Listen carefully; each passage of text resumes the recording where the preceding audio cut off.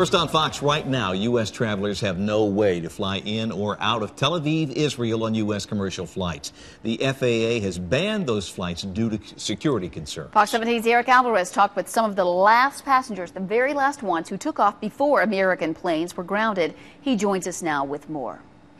Well, Scott Stacy, a handful of mid-state travelers arrived at Nashville International Airport yesterday on one of the last flights out of Tel Aviv. And today, they organized a community meeting calling for the FAA to lift that ban.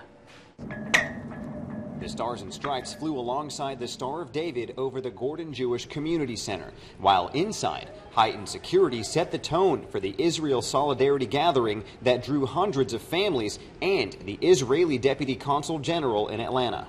80% of the Israeli population today is threatened by Hamas rocket fire. The gathering comes just hours after the Federal Aviation Administration extended its ban on U.S. commercial flights into and out of Ben Guiron International Airport.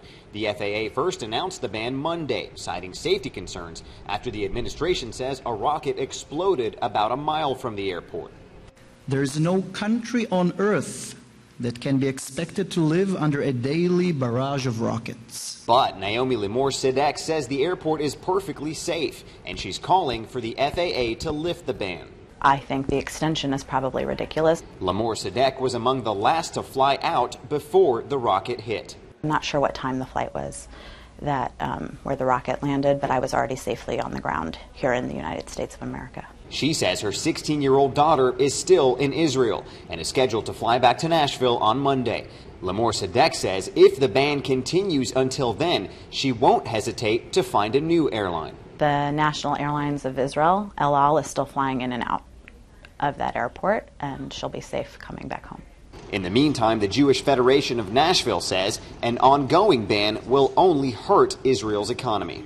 And it is regrettable when the rest of the world isolates and attempts to delegitimize Israel. Nashville International Airport does not offer direct flights to or from Israel, and even if the FAA lifts that ban, that doesn't necessarily mean airlines will resume flying to that country. Alvarez, Fox 17 News.